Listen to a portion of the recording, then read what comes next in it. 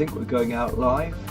I'm a little bit early, so I'm going to warm up at my guitar, try and practice the song that I tried last night during the NHS saucepan banging gesture.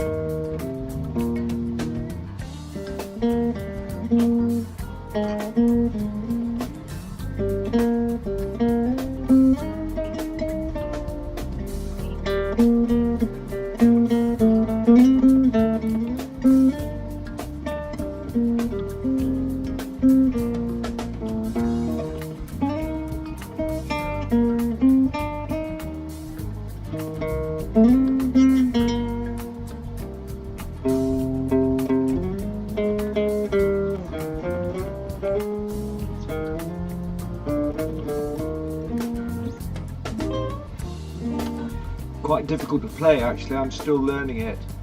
But welcome to my live stream this Friday, the 17th I think it is, of April.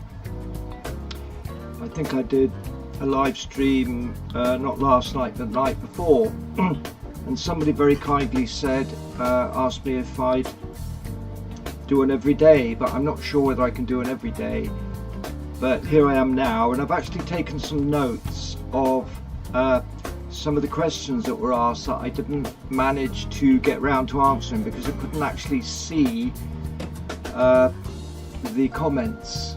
So please, if you've just joined me, I hope you're in a relaxed position and that you'll say hello, which I see Robert.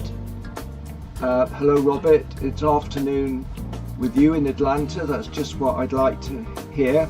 Gives me a sense of perspective of where people are. And Akbar, I think you've tuned in before as well. Hi to you. I forget where you are. Now Robert, you made a few interesting comments in the last session. You said that you felt that this crisis would or should bring us back to our better nature.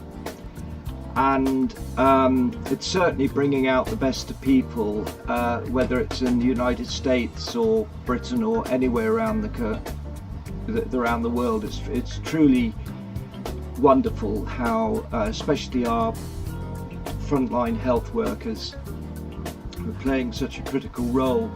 But also, you use the word human nature, but outside where I live is normally you cannot get rid of the drone of traffic, and yet I can hear the birds singing for the first time.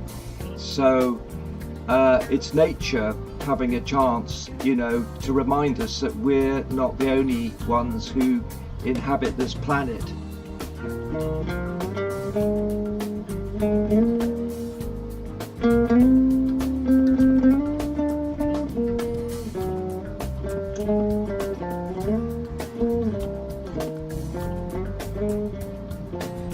So please tell me if my sound levels are out of balance, or occasionally I'm sure I'll sound slightly echoey. I can't cure that. There's a lot of technical stuff going on here.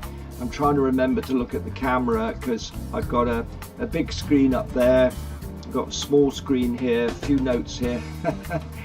So please start engaging. If there's a particular song you like, I'll see whether I can play it from my limited repertoire. And let's go through some of the comments that were made in the session a couple of days ago. Two Wheel Spy, I presume he's a motorcyclist. I hope he joins again. He thought I was posh, and we didn't really explore what he meant by that. But certainly I'm not posh as in Posh Spice and all this celebrity culture that's got more money than it knows what to do with.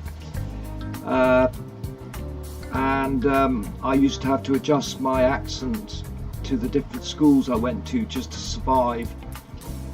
But Two Wheel Spy also called me a diamond geezer, and I didn't know what that was. Apparently it's a television series.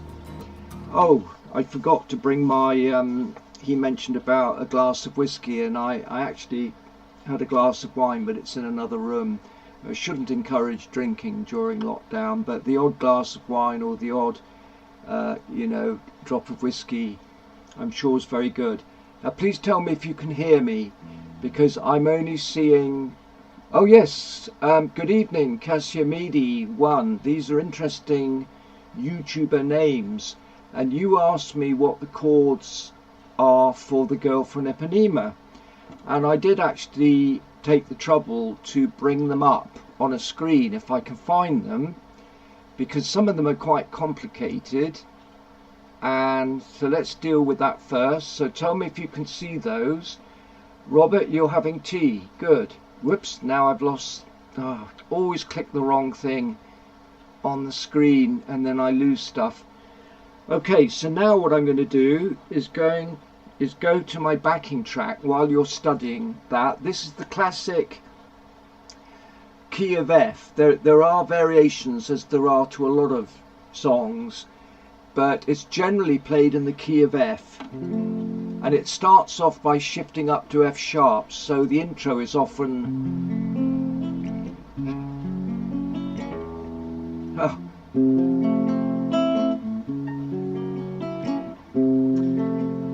So I'm just going to find the track, the backing track, and play along, and then I'll call out the chords if you like. Just bear with me, I've gone past it. It's track number 12 on my backing. So yeah, it's a difficult tune, but it's a lovely tune, and I do some variations of chords which I'll do.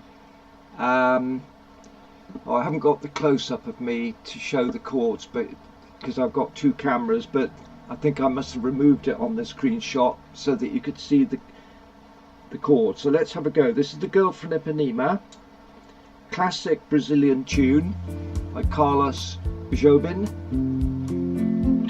G major to G minor, F sharp, back to F major, then it goes up one, back to F major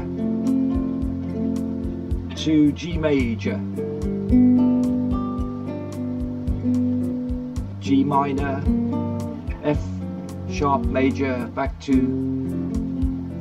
F, and I use an open string on that. Now this next chord, you'll have to read that off the screen because I don't know the name of it, and this one as well.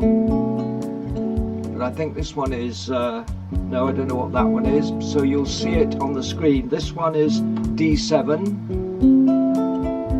down to G minor, which I do a few little things to, and then this one up here, don't know what the name of that one is, and then A minor, D7 or D9, D, G minor, C7, and then back to F, and I do that up here.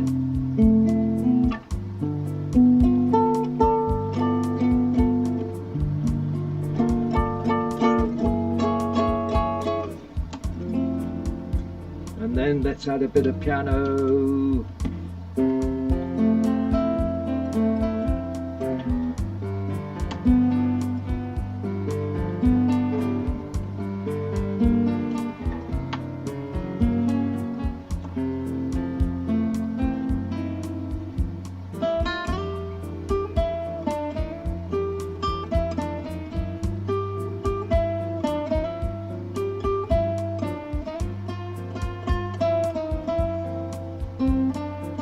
I don't know whether that works out with a grand piano, so let's try something else.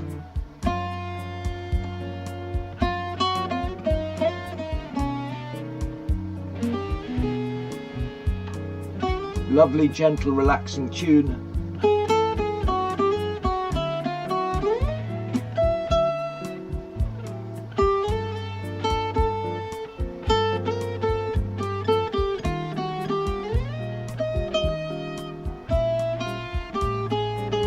forgotten it.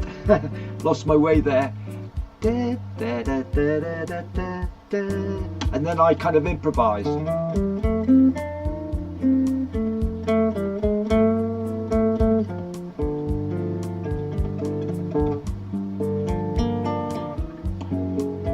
Are you following this? I can't see the comments. Tall and tan and young and lovely, the girl from Ipanema goes walking, and when she passes each one, she passes goes, ha.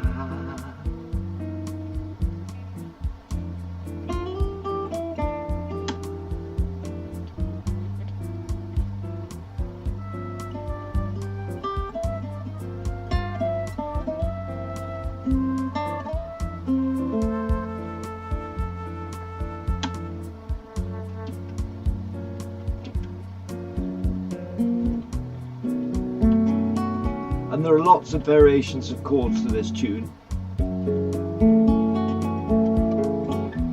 and it's done in a gypsy jazz style. I'm sure it's done in a funky style, but of course the classic style is a bossa nova, which is a bit like my furniture designs, understated. It's an understated genre.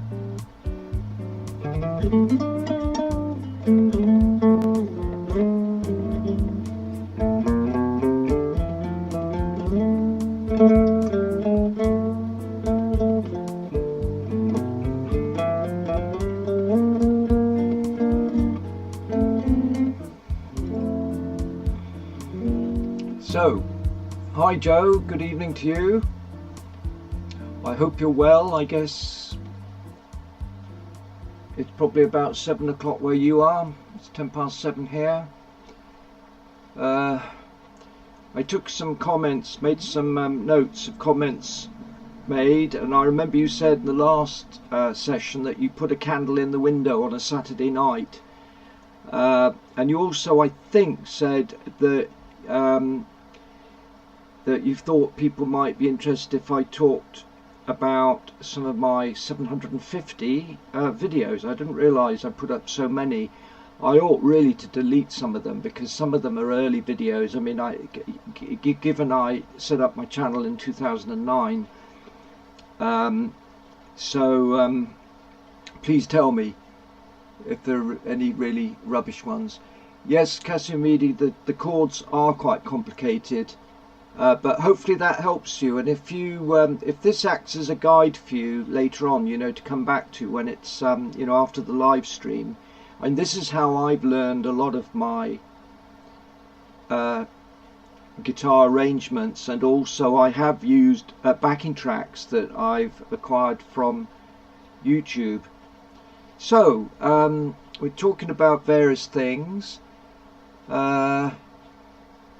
Do I film with a camera or phone? No, I've got 2 cameras set up in my office.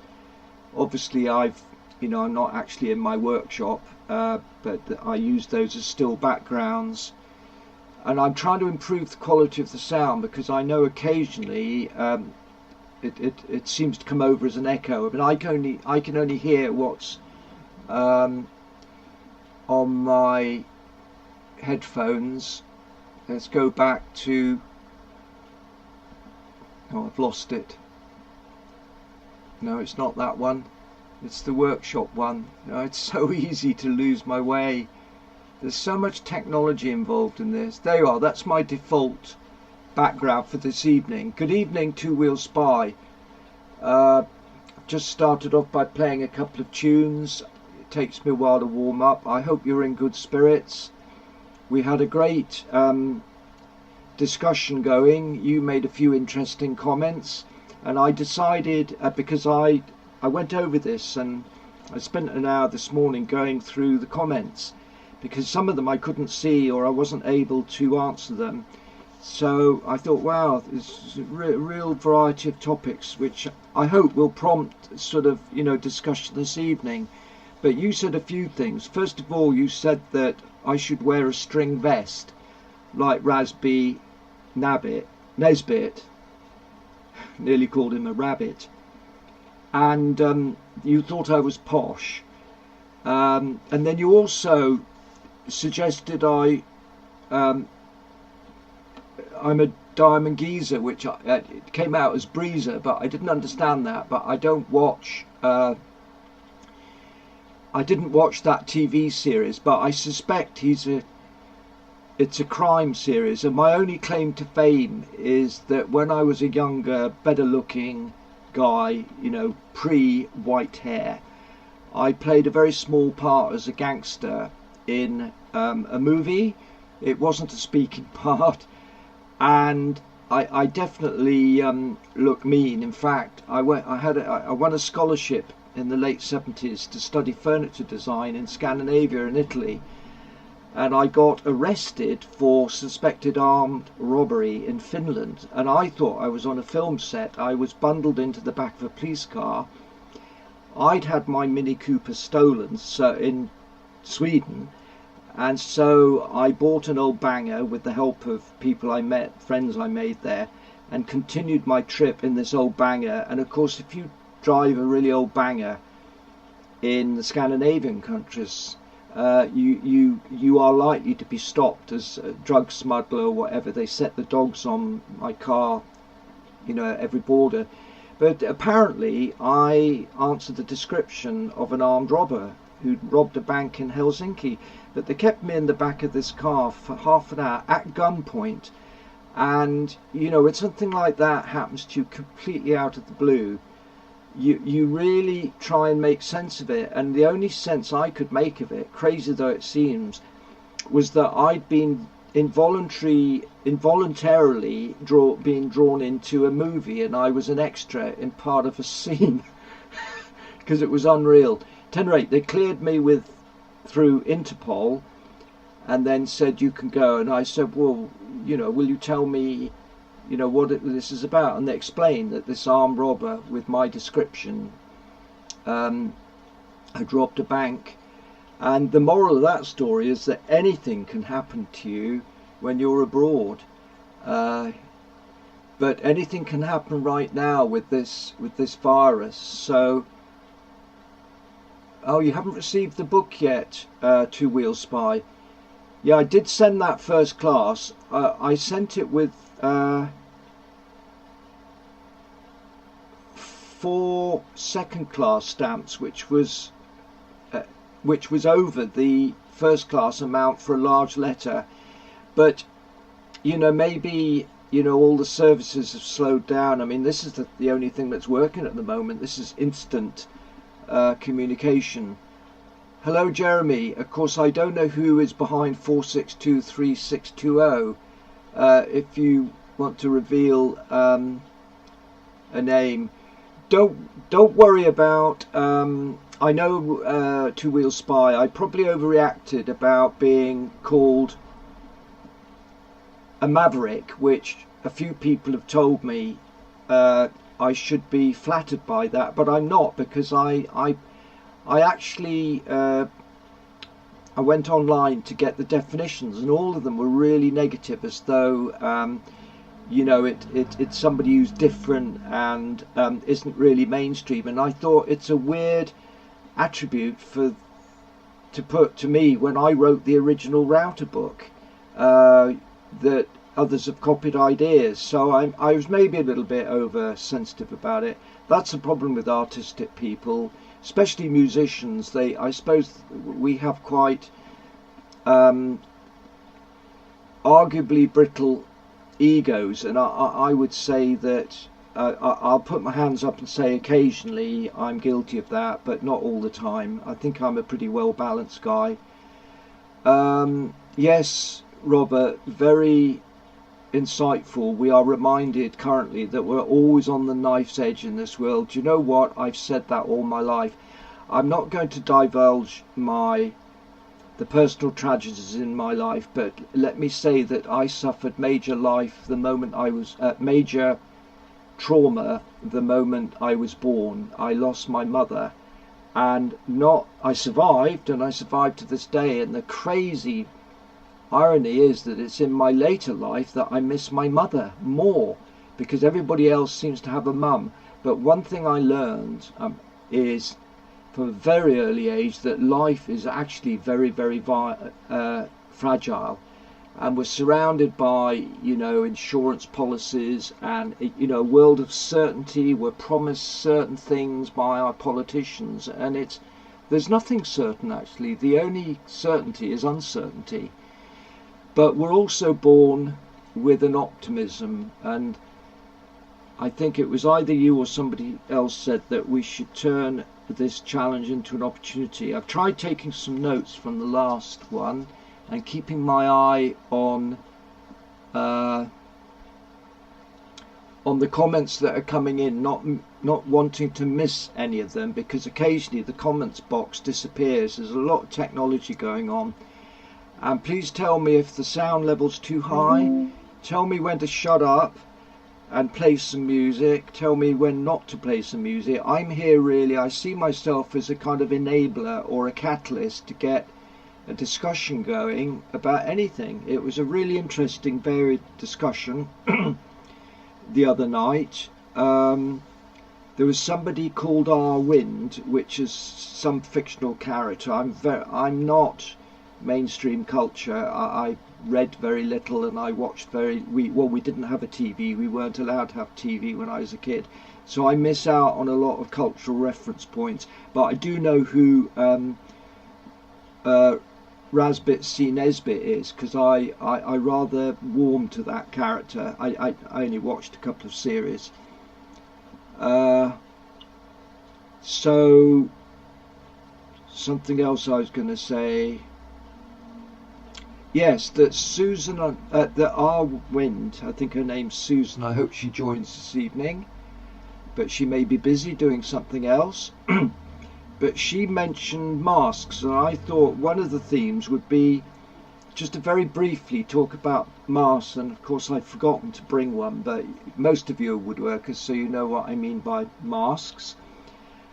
And because there's so much confusing information putting out, certainly in Britain, about whether this works or that works, like, you know, the testing of the virus is going to be for the most vulnerable people first, but then they've said in another breath that some of the most vulnerable people over 70, the vaccine's a waste of time, it won't work on them. I wish they'd make up their mind what is fact and what is authoritative.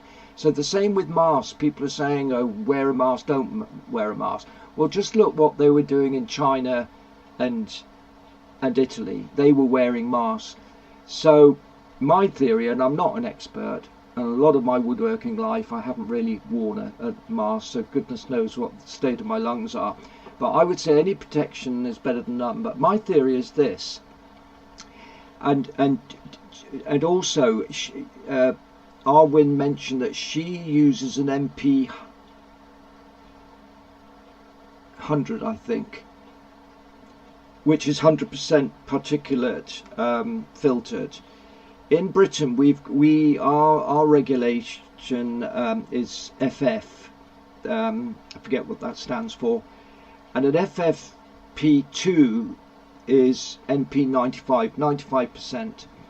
Now, the stealth mask I use, which is very good because it doesn't steam up for people with glasses, my theory is this, that it may not stop the virus coming in, although the virus comes in through droplet, but it stops it blowing out. And to my simple mind, what I've observed through the use of a mask over years is that I get a lot of condensation that collects in the bottom of like the rubberized face masks. And I'm thinking, if say you are infected, you're breathing out, and it's in the moisture in the droplets,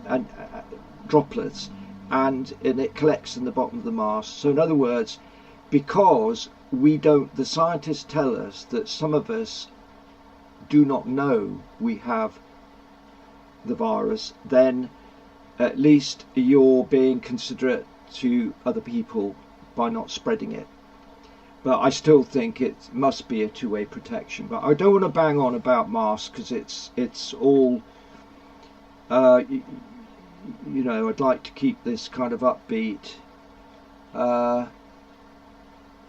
Yes, So good, thank you for the feedback and the sound level. Let's play another song, and that will give you time to ask some questions, to engage in conversations if you like.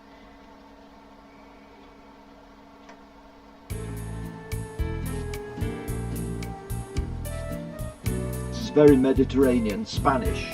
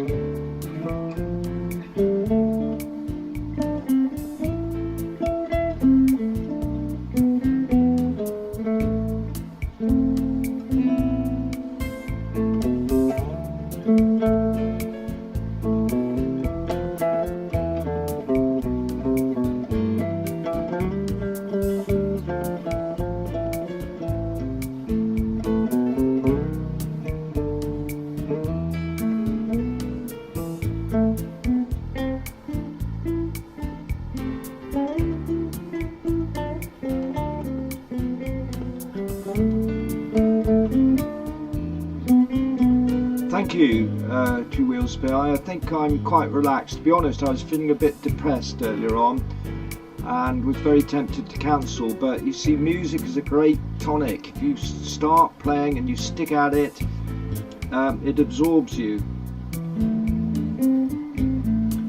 Very lucky to be creative. I mean, my father banned me from playing the guitar when I wanted to as a youth, and he encouraged me to play the cello, which was a good discipline, but it's the guitar that's given me enormous pleasure. And in my kind of in the autumn of my youth, let's put it that way, that I have a gift that I can share. It's really quite sociable. I really miss the wine bar sessions. Do you know, I spent some time organising gigs for this wine bar in Bath, and the lockdown was the day before our first gig, and I'd been looking forward to them for 6 months. And I'm actually in lockdown most of the year. I live and work on my own, so I'm not saying I enjoy the lockdown, but that's my lot. And suddenly to be deprived of the music is actually been one of the hardest things. So in a way, I've kind of transferred that to these live stream sessions, where, if you like, I've got a kind of invisible audience. Doesn't matter how small it is. Guitar is cheating. Yes, that's what my father said, because of the frets. It's a very snobbish attitude. I mean, at the time, the great Segovia was the great classical guitarist. I mean, he had fingers like sausages. It's amazing how, often a lot of very good guitarists have got very, very quite thin fingers, and they just, you should watch some of the gypsy jazz, the way their fingers move around. But to say a guitar is cheating is a terrible slight, or it's ignorant, basically. Wonderful instrument, and maybe in a future streaming I'll play one of my other guitars. I showed this one. This I'm really pleased with this, actually. I came up with this shape really quickly. That is the side cheeks that I'm adding to a Traveller guitar. I think the guitar itself cost me about 300 quid. Not cheap, but it's beautifully made. It's got a maple neck, really good quality. It's got the machine heads in the body, very clever, so that the head itself you know, there's no head to it. Chopped off, there it is. But yes, I did consider bass guitar, but I mean, I can play bass guitar through my synthesizer, but it's the guitar with the 6 strings is such a wonderful you know, mixture and range. I mean, it's taken me years as a self-taught guitarist to find my way around a fingerboard. Had I taken lessons, I would have learned the theory in the same way as I learned the discipline of the cello, which is far more difficult, because with a cello you have to guess where you put your thumb. And I used to put a tiny bit of sellotape when I was learning, but after a while you just guess where to put your thumb. It's amazing what the brain can do. Scary what super artificial intelligence will do.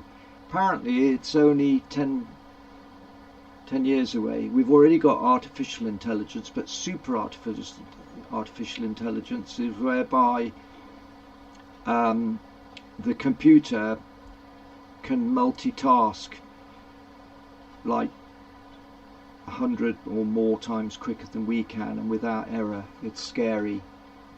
John Williams, yes, he did The Deer Hunter, didn't he, for one of my favourite films, Capitano or whatever it's called.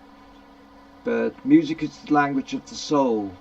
Please tell me about yourself. I do like people to introduce themselves. Number 4623620. Come in, please.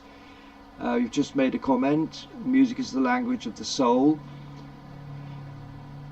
Oh, that's great. And you don't have to speak it to understand it. Yes. Oh, that's great. Yeah. Thank you. Sharing that, because I agree with you. I think it's an expression and it's a communication. I always think that even though songs are owned in terms of copyright, that in a way everybody owns music. It's out there in the air and everybody tunes in.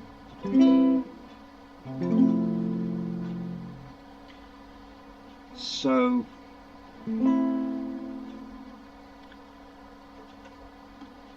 just keep my eye on. Oh, you're from the Netherlands, Louis. Good evening or good afternoon. It'd be interesting to know what time it is, Louis.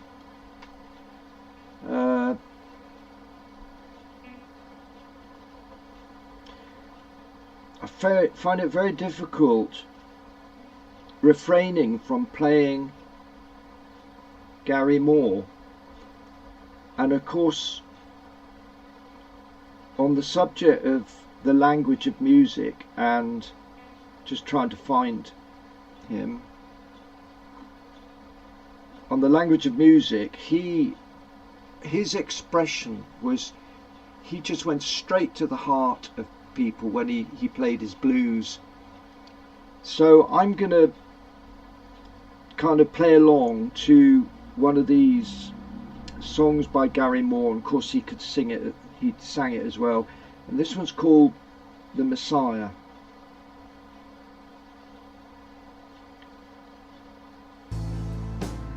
Sadly, Gary Moore is no longer with us.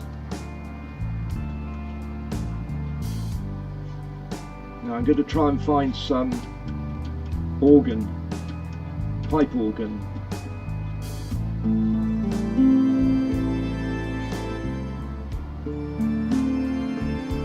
Lovely echo.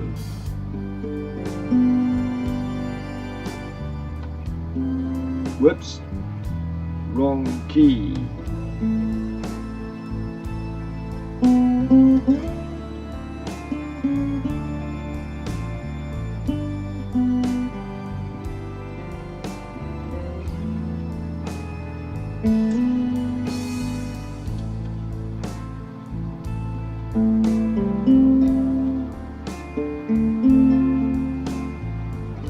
Just a lovely pace, relaxed. I hope you're relaxed wherever you are.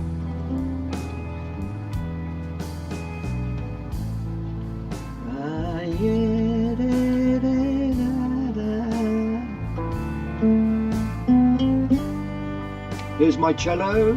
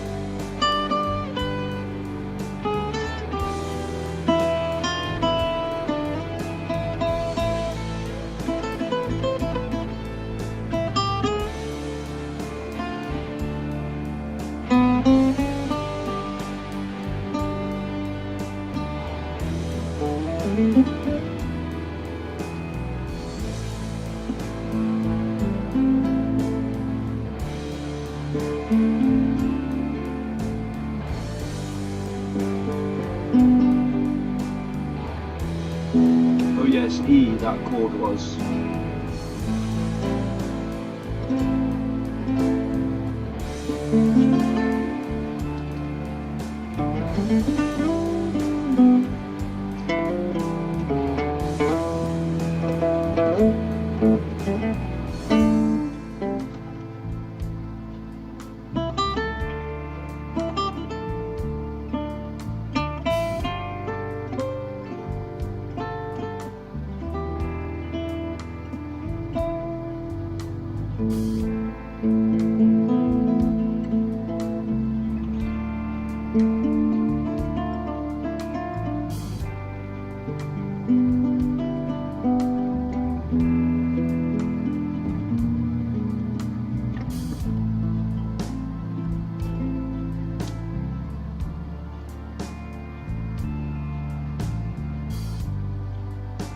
Just the backing track is so restful.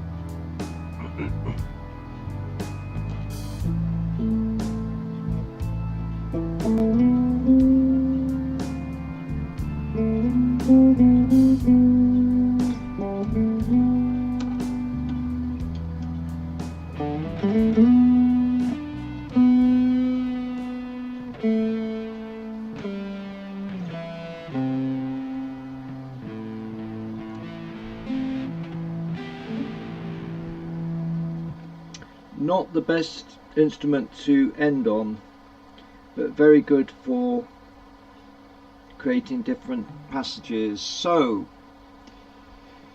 any questions? What other things did we talk about the other night?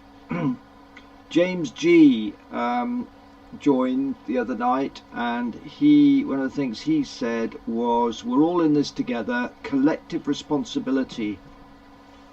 I don't know about you, but when I hear the politicians banging on about save the NHS, of course they're right, but there's a political agenda, because the Conservatives have been guilty of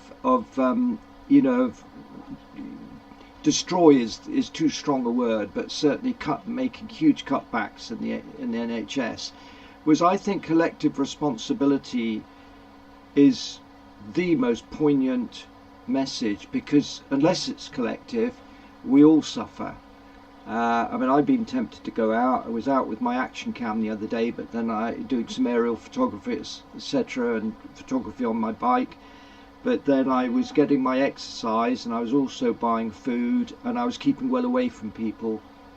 But so what else? Oh yes, and he was teaching his 5-year-old daughter to make a jewellery box. So it's a shame that James isn't with us this evening, because I was going to say to him, well done, your daughter is a very lucky girl to have a father like you to teach her woodwork, and something that interests all girls, jewellery, at such a young age. That's amazing. I'd be really interested to know what sort of tools that a 5-year-old would use.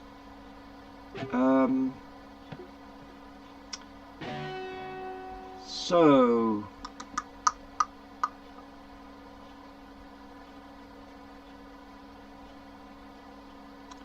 one of the things I was thinking about is this whole notion of freedom that we are supposedly losing.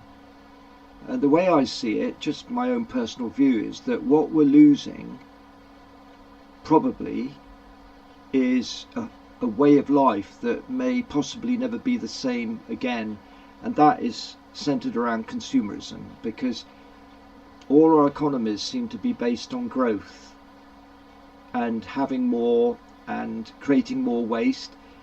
And it's strange that before this pandemic, the major issue was global warming. Well, the Earth is probably having a bit of a break at the moment, far less pollution. So the economy, I think, and the effects and the impacts, the social impact, social cost of continued lockdown, or certainly prevention of people working in the way they did before. Of course, more people are probably going to work from home, and there'll be new industries replacing ones that go bankrupt. That's in the nature of things in any case. But I think the notion of freedom is really interesting, because I've argued that, or I've considered for many years, looking at, say, the communist system in very simple terms to the free enterprise capitalist system, that we are just as locked in, because consumerism in a way takes it, it's a paradox. The so-called choice we're offered actually encourages a huge amount of conformity, such as the mobile phone. You could say that if the mobile phone frees you up with all these apps, but you're locked into this whole culture of which, and the downside is data mining, and the invasion of privacy. So, and also, we who do or have gone out and done a 5 days work, five days a week work, only very few of us really enjoy our work. I mean, I made a big sacrifice materially by following my creative talents. I mean, I was a lecturer at one time, earning a pretty good salary and with a good future, and I left that and earned a fraction of, and also had a very insecure income for many years, being self-employed. But I gained a kind of freedom, and not a lot of people have that. So that's just my own personal view. I wonder whether you've got any views on freedom. I mean, I know we have freedom of speech, and it can be abused. If you think of the Je suis Charlie thing, where people thought they could insult other people's religions, in the same way that we use satire, etc., in our liberal democracies. Not every nation on this earth shares that view. So, freedom. There are certain there are restraints on all of us, but we have had a culture very much geared towards immediate gratification. I mean, when I first started YouTubing, I was told you've got to hook the attention because you'll lose 50% in the first 20 seconds, and you've got crazy YouTubers who are asking you to subscribe before they've even delivered any content. It's like they haven't earned their brownie points, but that's their goal, is to get subscriptions or to increase them. So this kind of this short attention span, this I suspect is different, because people like myself, one of many live streamers, you'll be doing other things while I'm banging on. I'm in the background. A few of you will be engaging more attentively. Yes, I'm getting off the subject here. Two Wheel Spy asked me if I could show some of the tools I've got for cabinet making. Well, I'm in this shot here, I'm showing some of the tools I use for guitar making, which I generally I don't go in for all the specialist tools, because I invent my own special jigs for guitar making, but I use basic tools. But I don't think I've got a shot of my tools yet. I've got a few. I'll have to do that another time, but I can talk you through. I mean, I don't buy very expensive tools. I mean, I've got, smoothing planes that maybe cost £20–30. They do the job. I've got chisels that are either second hand or I treated myself to some Japanese chisels the other day. I think I showed them in another live stream. So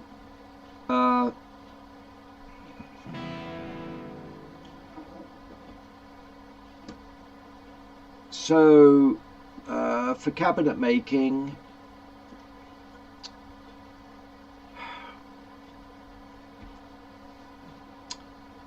you need, just off the top of my head, you need a decent weight and size plane, like a number 4 jack plane probably. You need a set of chisels, 3 or 4, maybe up to 6, a mallet, marking gauge, tri-square, steel rule, maybe a mortise gauge if you're doing mortises. I use a lot of power tools as well as hand tools, so I'd obviously use a router. I mean, I use a router for cutting shallow grooves for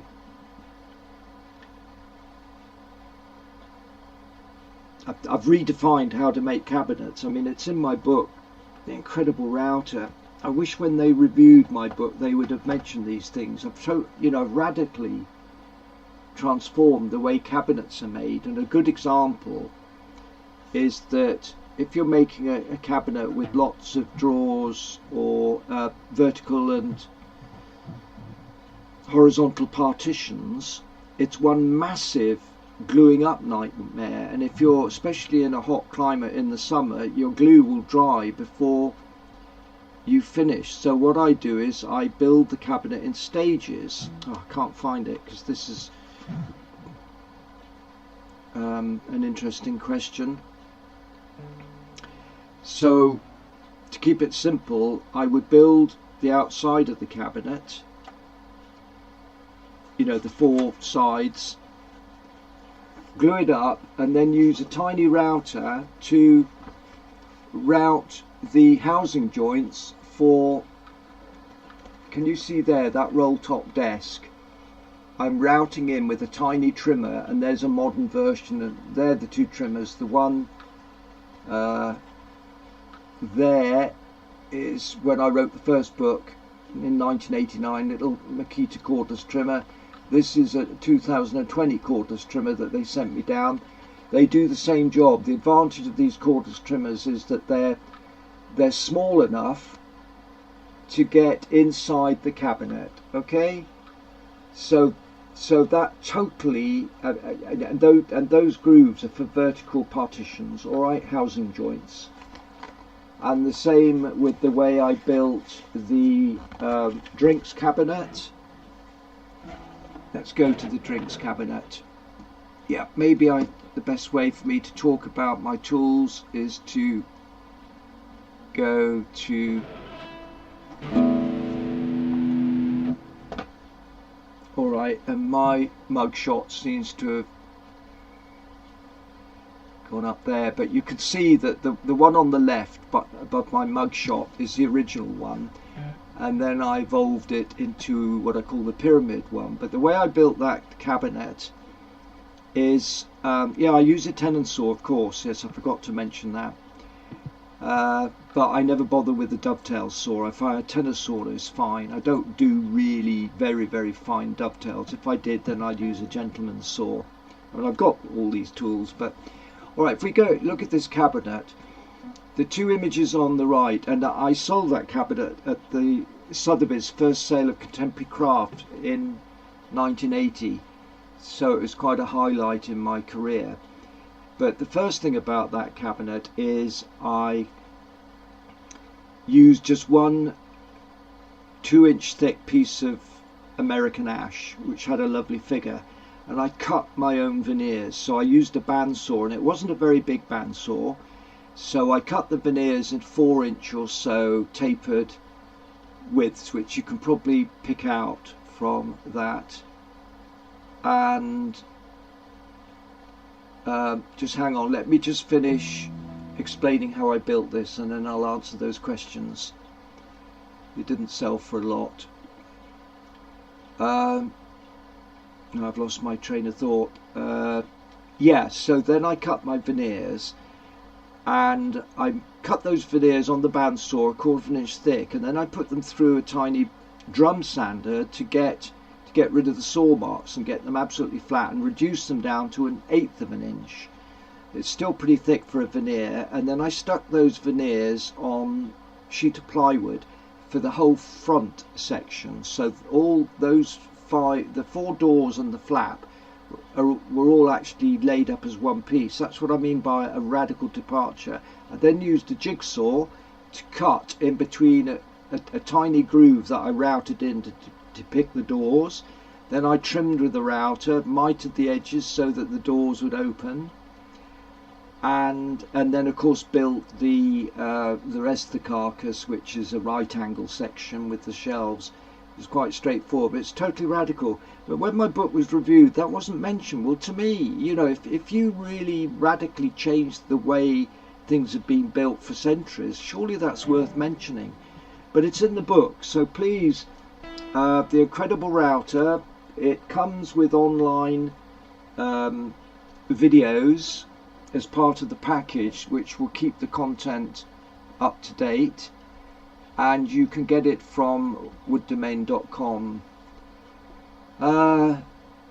So I mean, I've made 4 of these cabinets, and one of them sold for £5,000, but the original one sold for £1,000 in 1980, which is cheap. You know, I've exhibited with John Makepeace, if you've heard of him, and his work goes for 100 grand. He builds chairs, you know, 25 grand, 50 grand. He doesn't do cheap. What I do is value for money, and try and have always aimed my furniture at ordinary people, but people who tend to be well educated in furniture. They know furniture history, so they know that I'm actually inspired by history.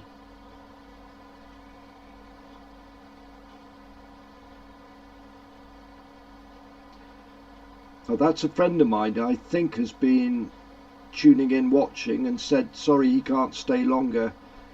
That's on incredible watch, a little smart Apple watch, incredible invention.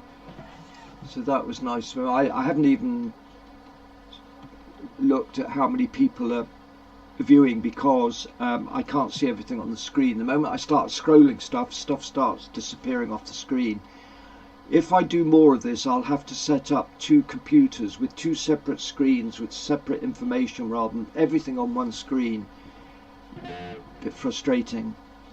And frustration is something, you know, patience is something we're going to learn, have to deal with this lockdown. How are you surviving? How long is this going to go on for?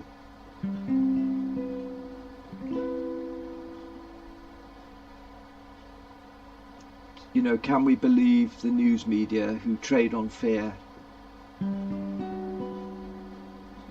Thank you, 462. Oh, I think you did tell me your name, and I should have written it down. The problem with these comments is they scroll out of view as well, so I've only got a kind of a narrow window. So I think you did tell me what your name is, but it's gone out of screen.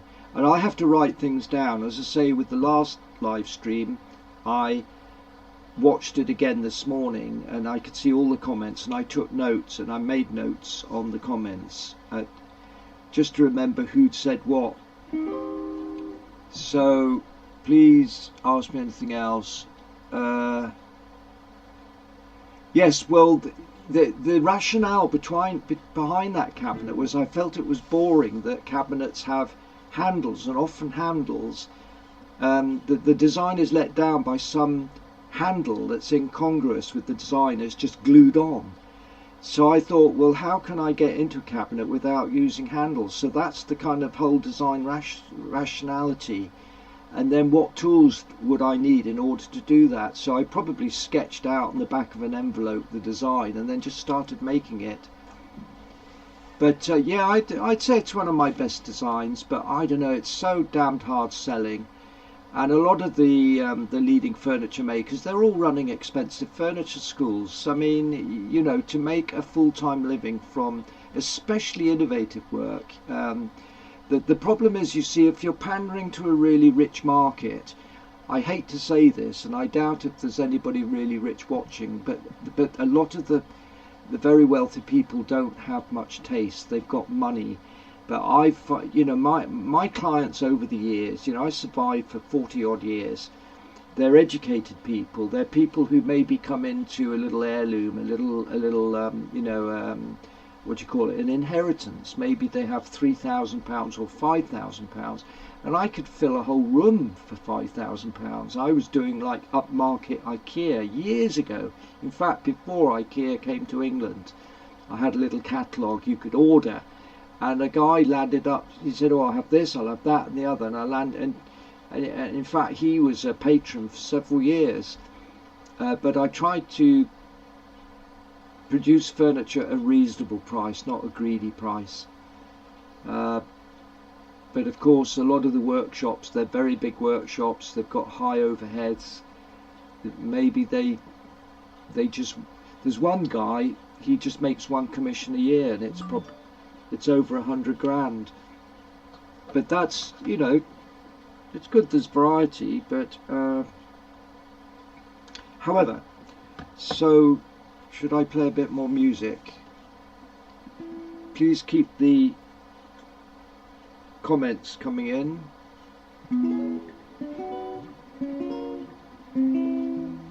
Why is it more inspiration strikes once you start a project? Sorry, I missed that one. If you're still there, Cassiamidi. Are you Italian?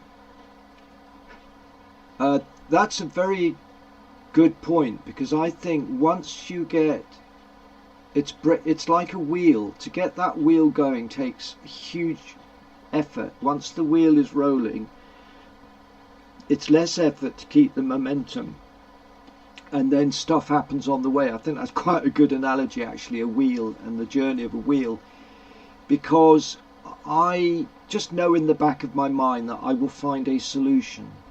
And because it's fun to me, see, woodworking has always been fun. I was very lucky. I struggled at everything else at school. I wasn't academic. I scraped, you know, I wasn't bright enough to go to university, but it was hard to get into university when I was younger, much harder than today. But the one thing I really learned quickly was woodwork, and I just had such a brilliant teacher who inspired me, and he was quite eccentric but a brilliant cabinet maker, so I really admired him. And so one has a confidence, and once you've got that confidence, you know, a gymnast. I used to do gymnastics when I was younger. It's 99% psychology that once you do a movement like a somersault, you could potentially break your neck, but once you're committed, it's confidence to do it. And in a similar way, if I'm designing, I've never not been able to come up with a solution. Solutions are often a compromise at the end, but you try and minimize that compromise. Another reason why I won't sell to very rich people, because they insist on having things their way, was my clients would say to me, "I've seen your style, I like your style, we'd like a table or a chair for this or that, for easy or whatever sitting. You interpret it your way. We're not going to tell you it's got to have 4 legs or this or that." So, and it happens on the way. I'm confident enough to know I can come up with a solution. So the inspiration can come,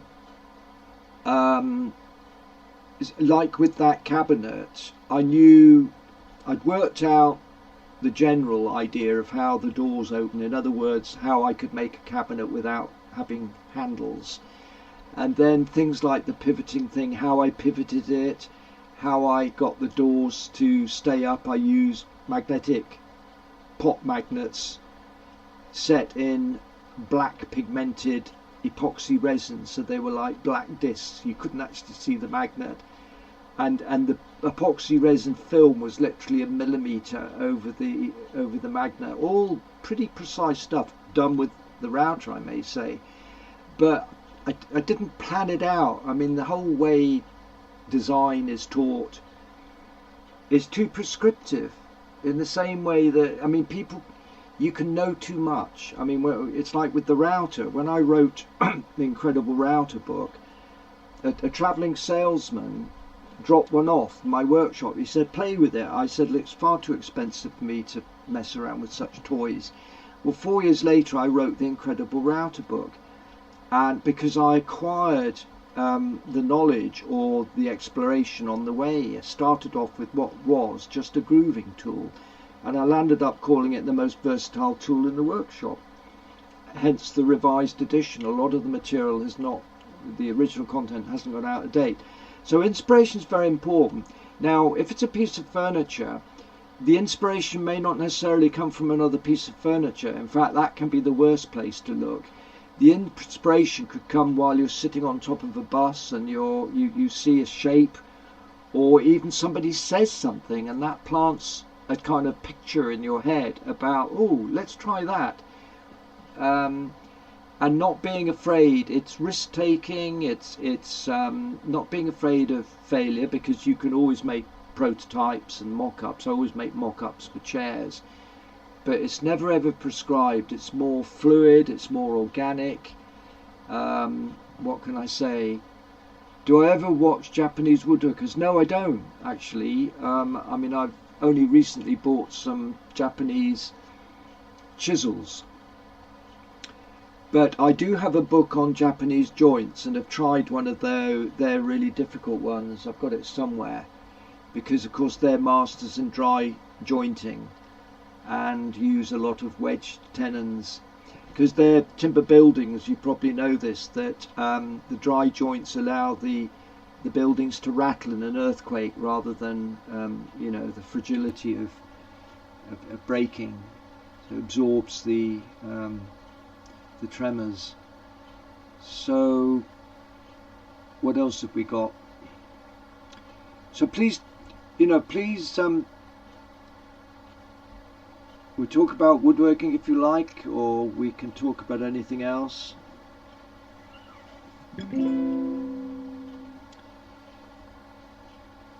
Because this is an odd time.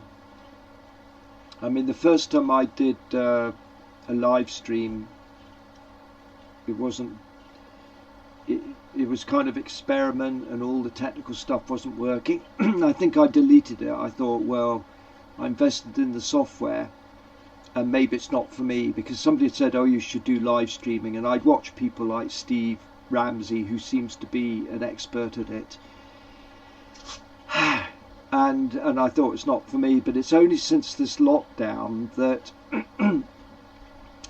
that I've been asked to do it, and of course it is an interaction as well,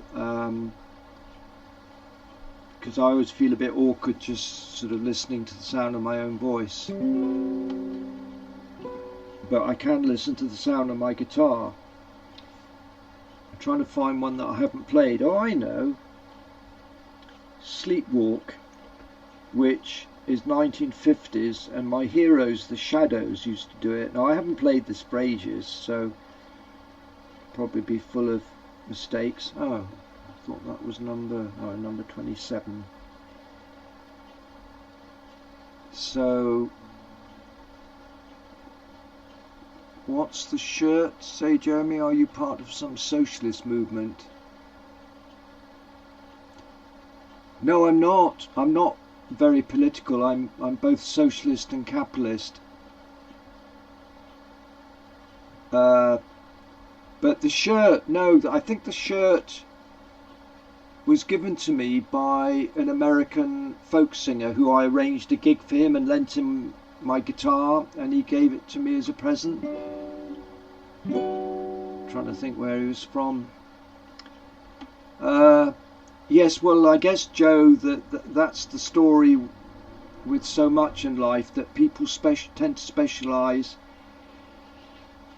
in one thing, and that's probably where I fall down. I would go out of my mind if I just did one thing, and I'm finding that during this lockdown, I can rely on my own personal reserves. I've got so many different things I can do. I mean, the only problem really is motivation, the consistency of motivation. But just doing one thing, I just think it's okay. And when I was a furniture designer maker, and I was kind of, you know, exhibiting on national platform with a handful of people, you know, and the media wrote about me as one of the top people. It was very competitive and very introverted, and it's like, well, there's more to life than this. I had no desire in being the best furniture maker in the world. It was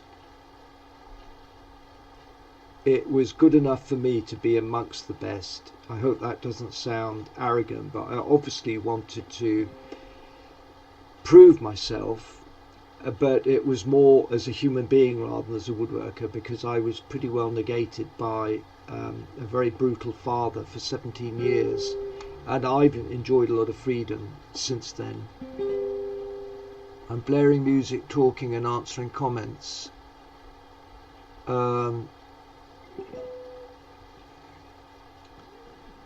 Didn't quite get that, other than I should just do one thing. No, I don't sharpen my hand saws. I actually buy hard tip saws because I don't use them long enough, but I probably should sharpen them, but I find the hard tip ones last a long time. I use a lot of power tools. So let's have a go at Sleepwalk.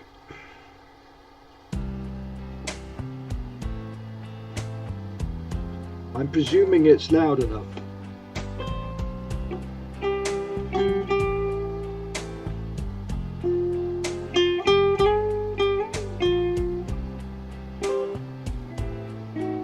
Haven't played it for ages.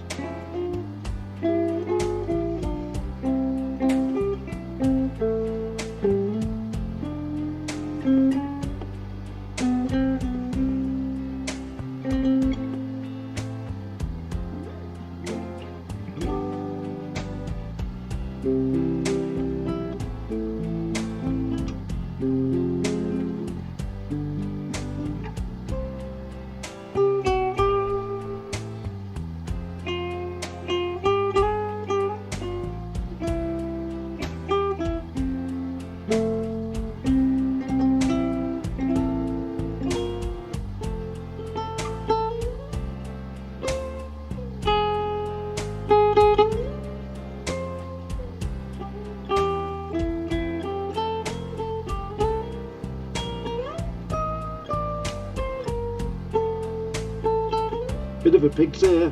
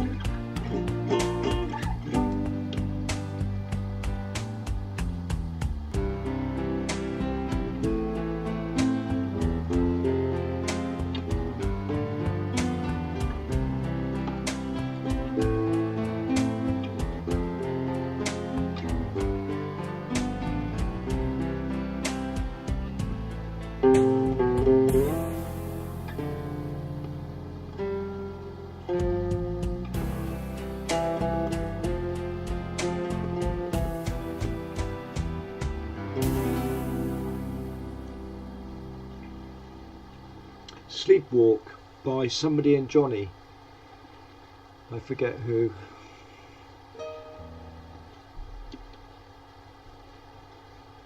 I might keep this a short one.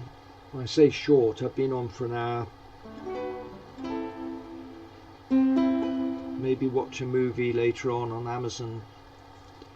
So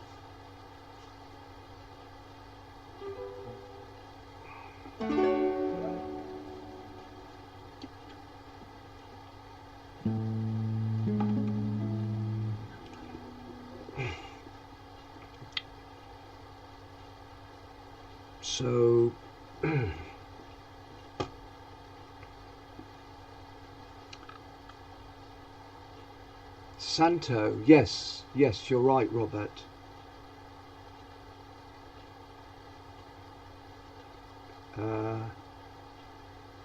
Sleepwalk.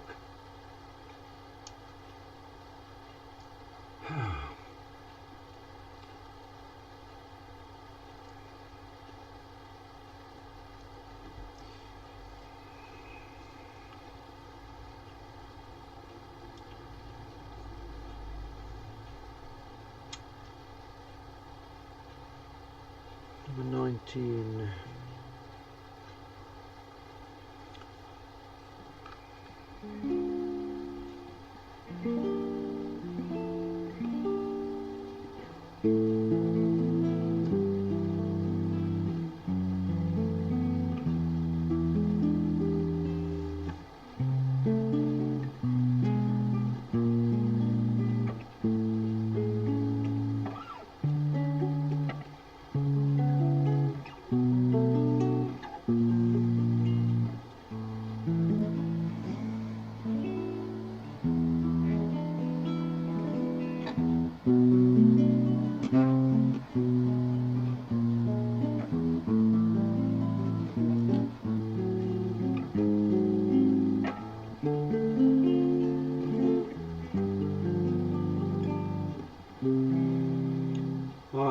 Last night on my balcony I played on this guitar, but with my PA system. I played Somewhere Over the Rainbow just after 8 o'clock when all my neighbours were out banging their saucepans for the National Health workers as a thank you.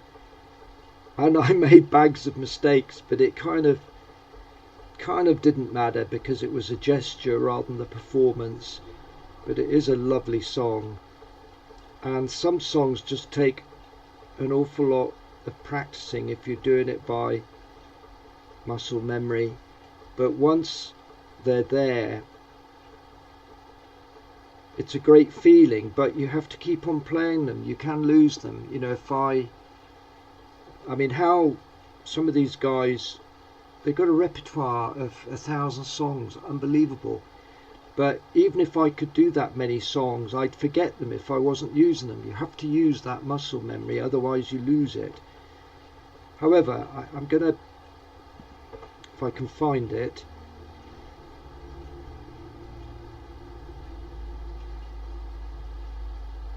I've got a couple of versions of that.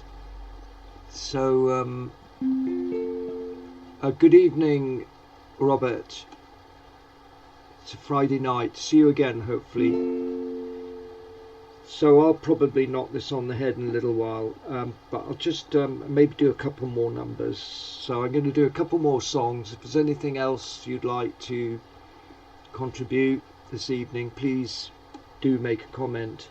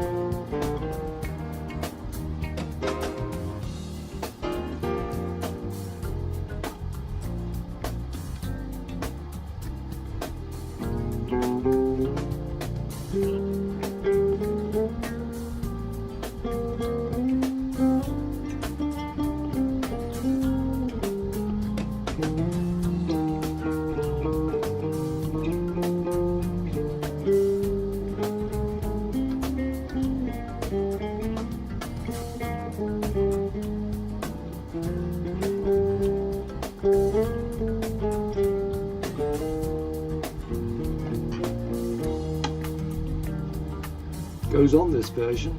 Beautiful song though. Sung by Judy Garland and many others. Many modern interpretations of it. It had the words somewhere.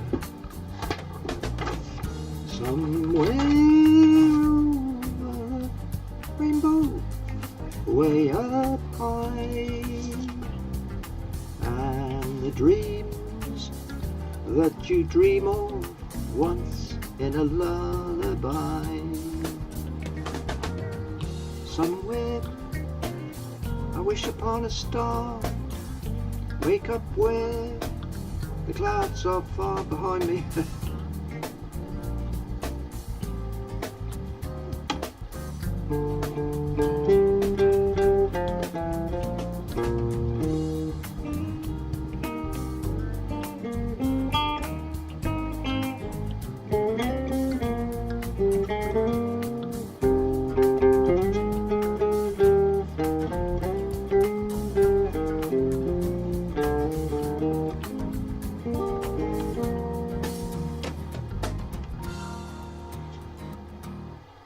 Oh, I love the last couple of chords.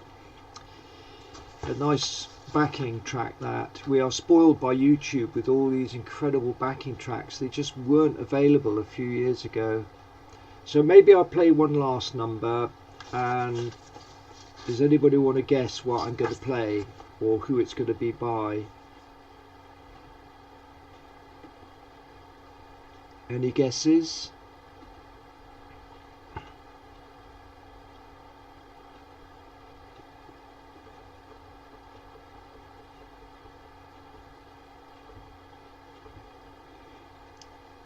No guesses.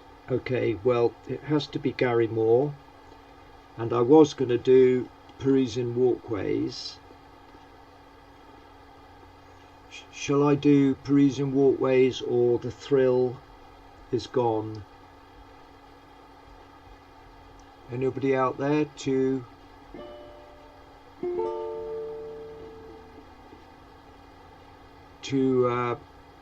choose for my last song?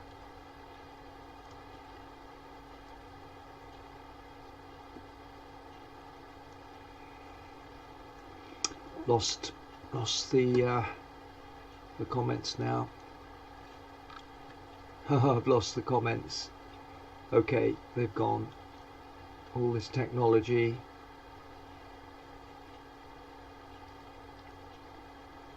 So, alright, I'm going to end on the thrill. The comments pop-up box has disappeared, so I'm not going to mess around trying to find it. The technology is all a bit confusing. So, the thrill is gone.